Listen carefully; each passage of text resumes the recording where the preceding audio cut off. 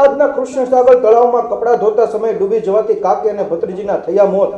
લાશને PM માટે સરકારી hospital ખસેડવામાં આવી.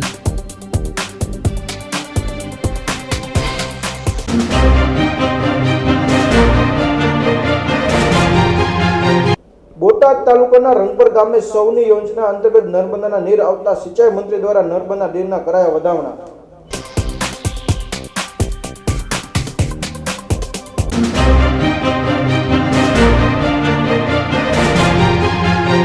વલભીપુરમાં મનસુખ માંડવિયા પર જૂતા ફેંકવાના મામલે બોટાદ હિતરક્ષક સમિતિ દ્વારા કલેક્ટરને અપાયું આવેદનપત્ર.